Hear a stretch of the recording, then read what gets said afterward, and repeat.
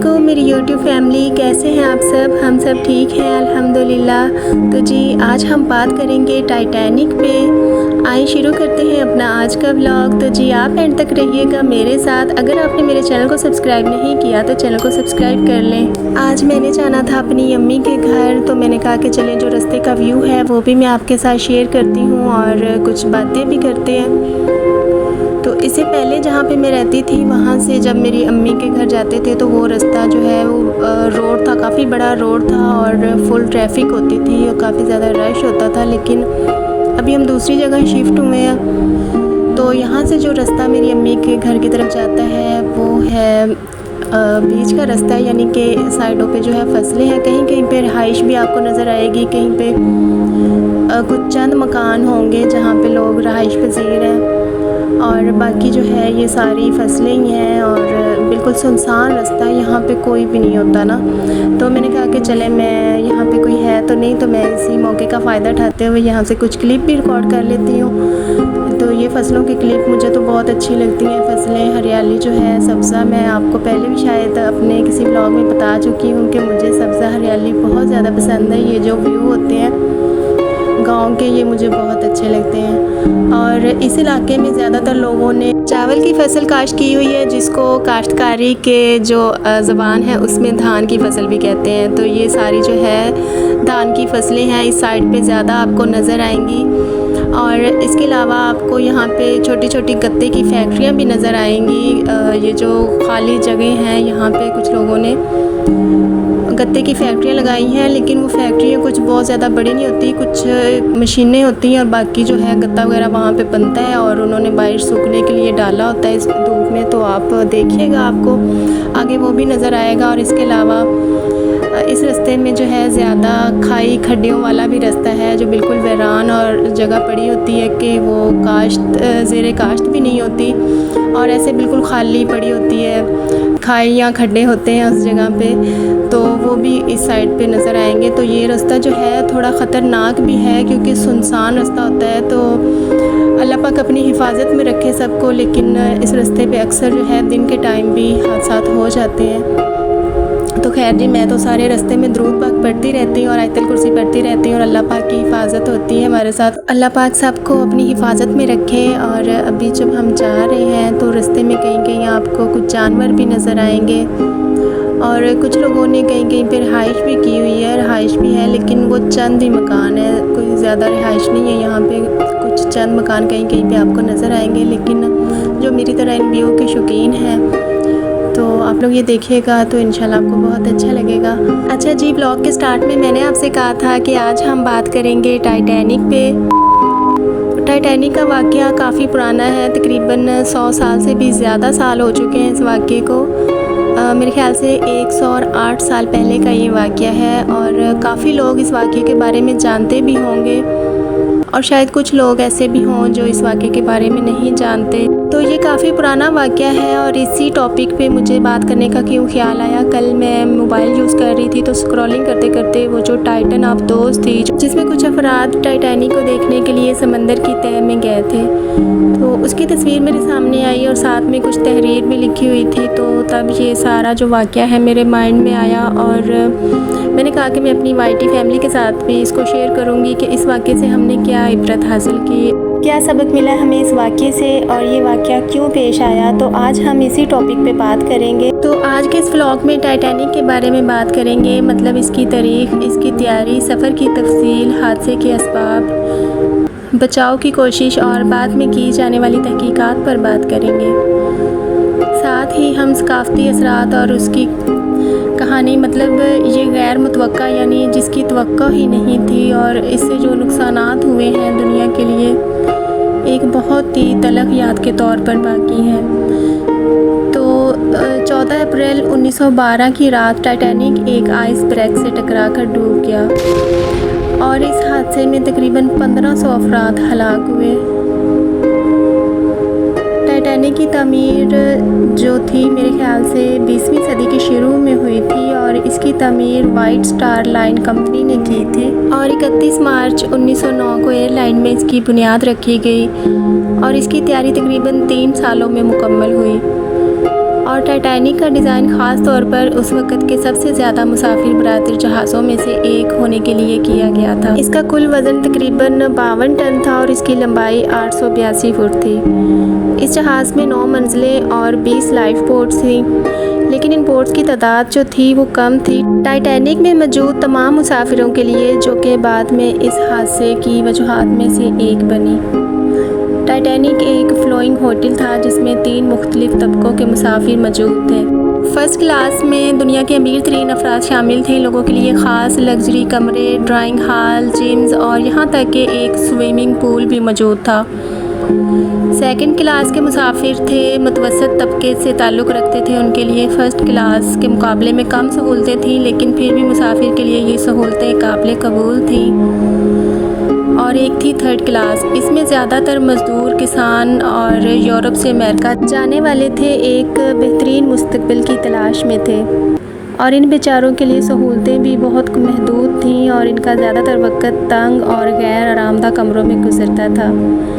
इसका पहला सफ़र 10 अप्रैल 1912 को इंग्लैंड से शुरू हुआ। इस रास्ते में फ़्रांस के कुछ शहरों में रुका, जहां से मज़ीद मुसाफिर सवार हुए।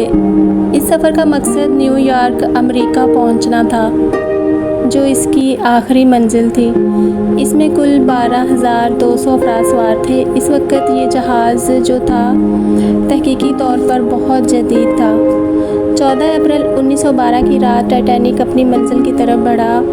इस रात मौसम जो था काफ़ी सर्द था और समंदर में आइस ब्रेक की मौजूदगी की वार्निंग भी दी गई थी, लेकिन टाइटैनिक ने अपनी रफ्तार को कम नहीं किया।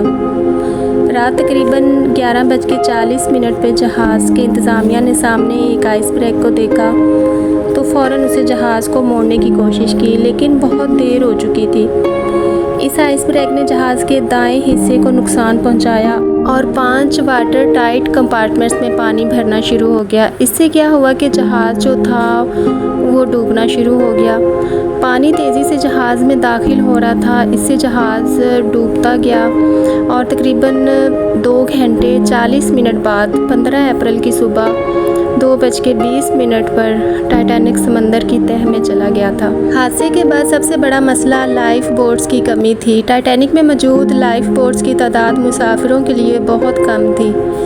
हादसे के वक्त मौजूद बोट्स में भी बहुत से लोग नहीं बिठाए जा सकते थे, क्योंकि बहुत से लोग इब्तदाई तौर पर ये नहीं समझ सके थे कि जहाज़ वाकई ही डूब रहा है। बोट्स में ज़्यादातर औरतों और बच्चों को सवार किया गया, जबकि बहुत से मर्दों को पीछे छोड़ दिया गया। इंतज़ामिया ने मुसाफिरों को तरतीब से बोट्स में बिठाने की कोशिश की, लेकिन सूरत हाल बहुत ही संगीन थी और हर तरफ अफरा तफरी फैली हुई थी। मतलब सबको अपनी अपनी पड़ गई। हादसे के फ़ौरन बाद एक जहाज़ ने टाइटैनिक के बच जाने वाले लोगों को रेस्क्यू किया। ये जहाज़ हादसे के मुकाम से तकरीबन 58 मील दूर था और जब इसे मदद के लिए इशारा यानी कि सिग्नल मौसूल हुए तो उसने फ़ौरी तौर पर हरकत की और ये जहाज़ तकरीबन सुबह 4 बजे हादसे की जगह पर पहुंच गया और बच जाने वाले 705 अफराद को बचाया। इस वक्त तक बाकी लोग सर्दी की शिद्दत से मर गए, लोग तो डूब कर हलाक हो चुके थे। अब जो वजह थी वो थी जहाज़ की तेज़ रफ्तारी। हादसे की रात गैर मामूली तौर पर जहाज़ की रफ्तार ज़्यादा तेज़ थी, जिसकी वजह से आइस ब्रेक से बचने का वक्त ही नहीं मिल सका। अगर तो इनकी रफ्तार कम होती तो शायद बच सकते थे। और दूसरी बात ये थी कि जहाज़ की इंतज़ामिया को आइस ब्रेक की वार्निंग तो मिल रही थी, लेकिन वो इसको सीरियस नहीं ले रहे थे, तो इसीलिए उन्होंने जहाज़ की स्पीड को भी कम नहीं किया। और तीसरी जो चीज़ थी वो ये थी कि टाइटैनिक में मौजूद बोट्स की तादाद बहुत कम थी। अगर बोट्स की तादाद ज़्यादा होती तो शायद ज़्यादा लोगों को बचाया जा सकता था। और अगली चीज़ ये थी कि टाइटैनिक के डिज़ाइन में वाटर टाइट कंपार्टमेंट्स मौजूद थे, जो पानी को एक जगह से दूसरी जगह जाने से रोकने के लिए बनाए गए थे। लेकिन आइस ब्रेक ने इतना ज़्यादा कंपार्टमेंट्स को नुकसान पहुंचाया कि वो निज़ाम भी नाकाम हो गया था। तो इस तरह से 3 साल की तहकीक और मेहनत से जो तैयार किया गया था जहाज़, वो इस तरह से टूट कर डूब गया और काफ़ी ज़्यादा मुसाफिरों की जानें भी ज़ाया हुई। कुछ गलतियाँ उनसे फिर भी हो गई थी और जो सबसे बड़ी बात है वो ये है कि जिसने टाइटैनिक जहाज़ को बनाया था उसने ये दावा किया था कि ये जहाज़ कभी भी टूट नहीं सकता। पहली दफ़ा ही वो समंदर में उतरा और 2 दिन सफ़र किया था उसने समंदर में, तो तीसरे दिन वो डूब कर गर्क हो गया था। तो ये बहुत बड़ा और बहुत ज़्यादा अफसोसनाक वाक़या था, समंदरी हादसा था जो कि पेश आया। हालांकि उन्होंने बहुत ज़्यादा इससे रिलेटेड तैयारी भी की हुई थी और 3 साल लगे थे उनको इस जहाज़ को तैयार करने में, इससे तहकीक करने में। तो बनाने वाले ने दावा भी किया था, लेकिन उसके बावजूद उसने कुछ बोट्स का इंतज़ाम भी किया हुआ था, यानी कि उसने ये दावा भी किया था कि ये जहाज़ कभी टूट नहीं सकता, लेकिन उसके बावजूद उसने हादसे से बचने के लिए कुछ बोट्स भी जो हैं लाइफ बोट्स, उनका भी इंतज़ाम किया हुआ था। लेकिन इस हादसे से हम क्या सबक सीखते हैं कि अल्लाह की हिकमत के सामने इंसान की जो तख्लीक है, जो सर्च है, मेहनत है, वो किसी भी काम की नहीं है। टाइटैनिक के बारे में कहा गया था कि ये कभी नहीं डूबेगा और ये तकब्बुर था। इस्लामी तालीमात के मुताबिक तकब्बुर करने वाले का अंजाम अक्सर बुरा होता है।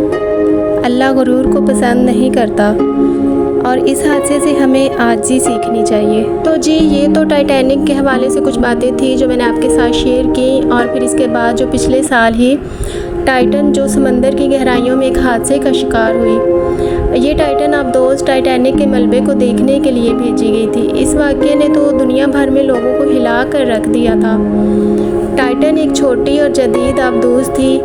ये ना ख़ास तौर पर समंदर की गहराइयों में जाने के लिए बनाई गई थी ताकि लोग टाइटैनिक के मलबे को करीब से देख सकें। और जो टाइटैनिक का मलबा था वो तकरीबन 12,500 फीट की गहराई पर मौजूद था और वहाँ तक पहुँचना कोई मामूली बात थोड़ी ना थी।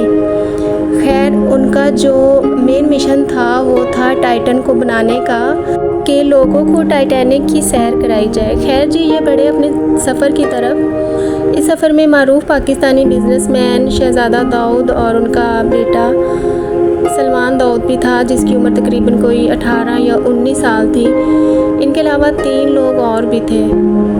ये तमाम लोग टाइटैनिक जहाज़ को देखने के शौकीन थे। उन्होंने 18 जून 2023 को टाइटन अबदोस ने अपना सफ़र शुरू किया। कुछ देर तो सफ़र ठीक ठाक रहा, लेकिन कुछ ही घंटों बाद उनका जो ज़मीन पर राब्ता था वो बंद हो गया था।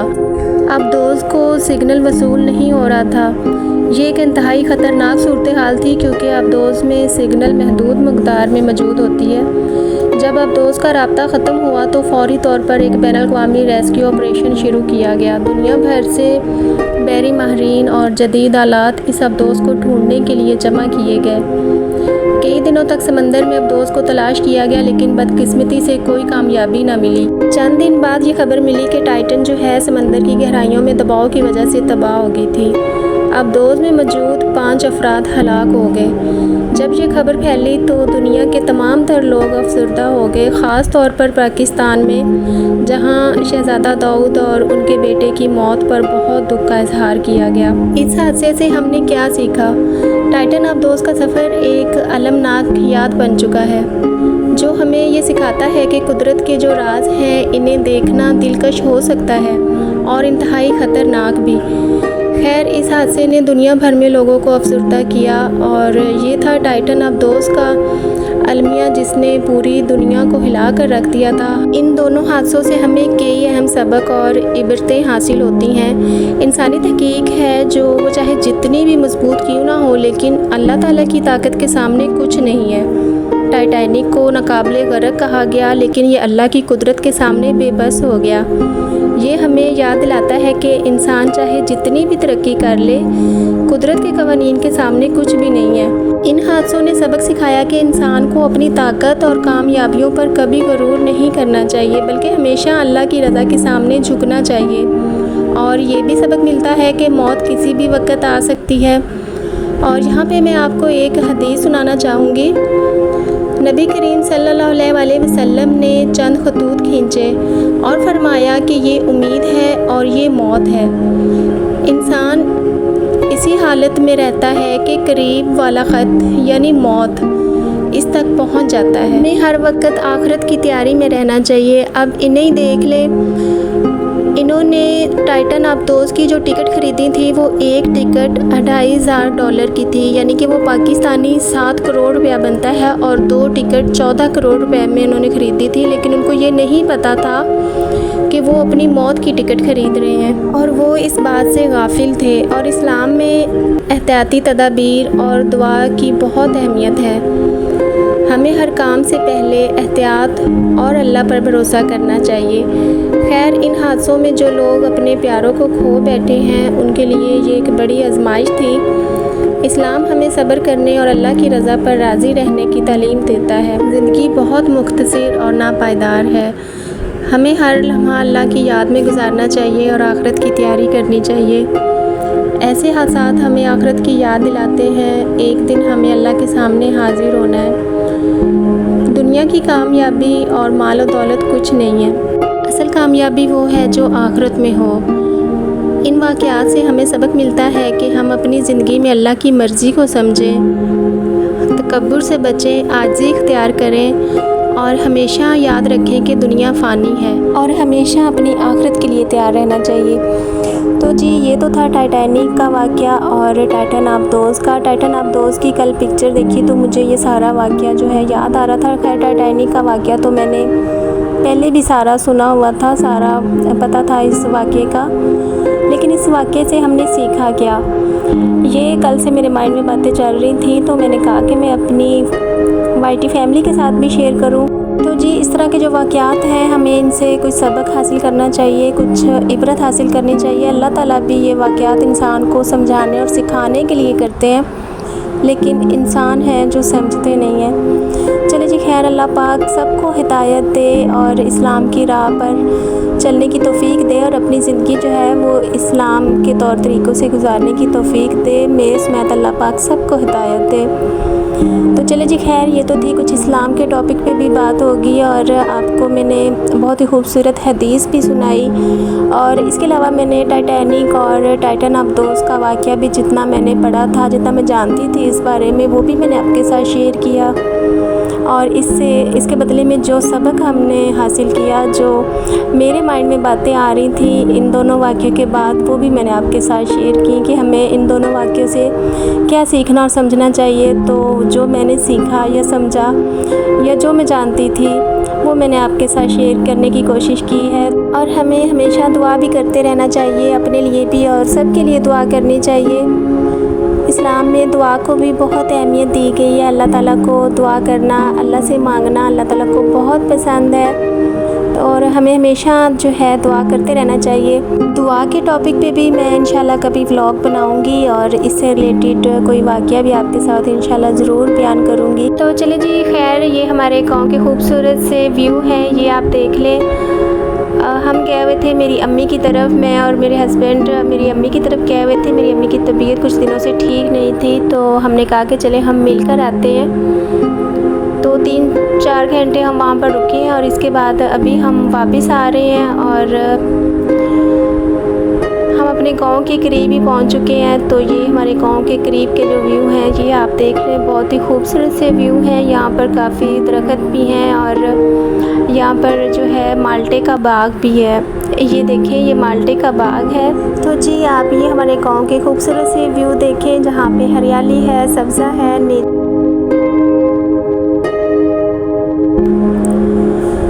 तो ये बहुत ही साफ़ सुथरा और सुकून वाला माहौल था। यहाँ पे बहुत अच्छा लग रहा था। और ये जो ज़मीन है ये तैयार की गई कोई फसल काश्त करने के लिए, और ये जो है ये तिल की फसल है। यहाँ पर तिल काश्त किए हुए हैं, और यहाँ पे आके हमें पता चला कि यहाँ पे काफ़ी तेज़ बारिश हुई थी, और बारिश होके रुक भी गई थी, और उसके बाद धूप भी निकली हुई थी। तो ये बड़ा प्यारा यहाँ से खूबसूरत सा व्यू लग रहा था।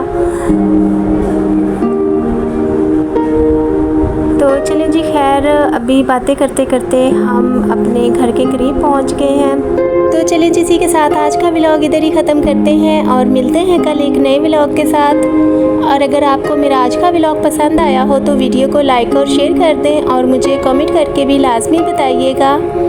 और इससे पहले अगर आपने मेरे चैनल को सब्सक्राइब नहीं किया हुआ तो प्लीज़ चैनल को भी सब्सक्राइब कर लें, और बेल आइकन भी प्रेस कर लें ताकि आपको मेरी हर नई आने वाली वीडियो का नोटिफिकेशन मिलता रहे। और वो जो लाल वाला बटन है उस पे भूकंप लेके आओ या फिर भूचाल, मुझे नहीं पता, बस क्लिक हो जाना चाहिए। अपना बहुत सारा ख्याल रखिएगा और दुआओं में याद रखिएगा। Thanks for watching. अल्लाह हाफिज़।